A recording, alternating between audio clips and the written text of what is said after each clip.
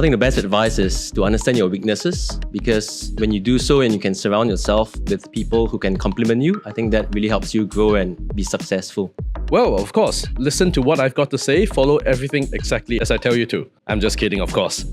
Ask for forgiveness, not permission, take risks. As we grow bigger, sometimes it's easier to get into comfort zone and remain status quo.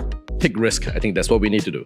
So I can only give advice based on what I know works for me. So when I say listen, it's because I see that that's a trait that's worked really well for me in the past and continues to bear great results with my team.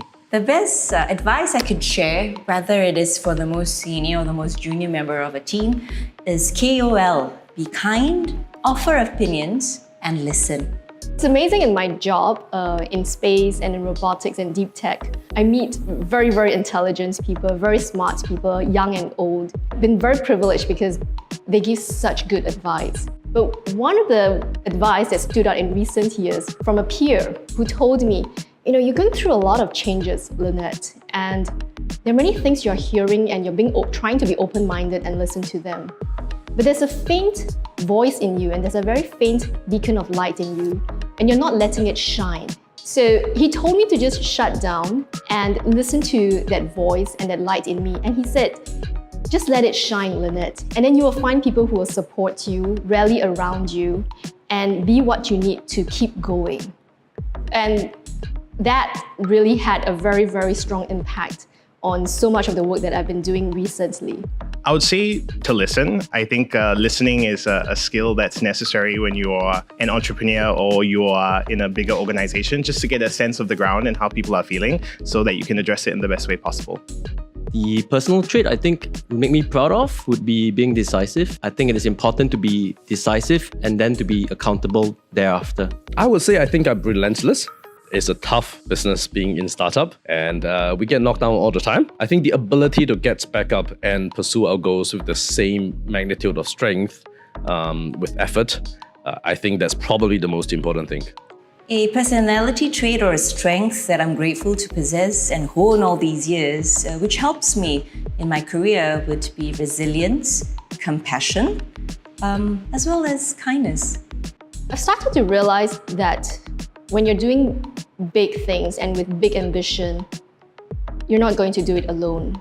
You need people around you to help you, to rally you, and to give you advice or point you in the right direction. And I've realized one of the greatest traits that I've developed over the years is really the ability to build teams.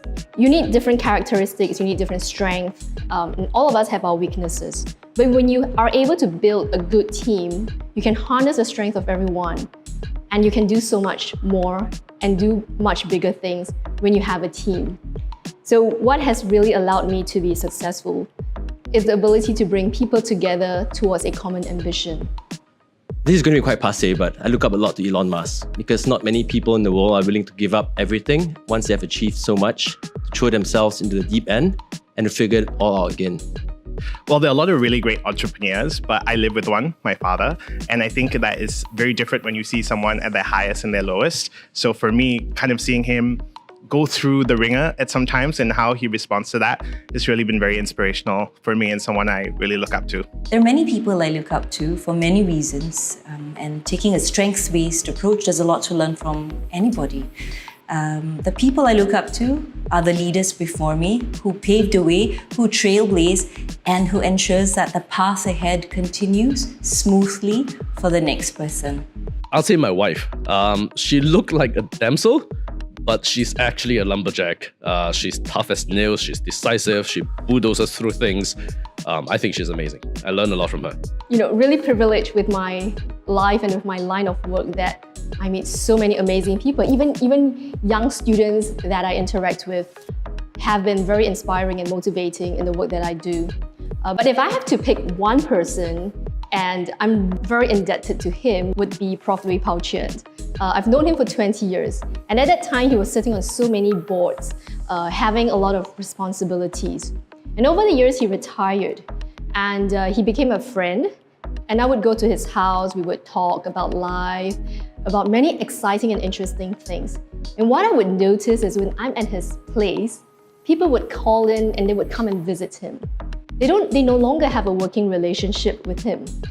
They don't have projects to work on together. He's not their boss anymore. But people would come, say hi to him, have discussions with him. And that happened over 20 years, and I've known him that long. So he's really a role model I look up to, and when I'm old and retired, I do hope that I would have touched that many lives, that people would remember me even if we don't have a project. I'm not their boss, I don't have an impact on their professional career anymore, that they would say, hey, I want to go talk to Lynette and have interesting conversations.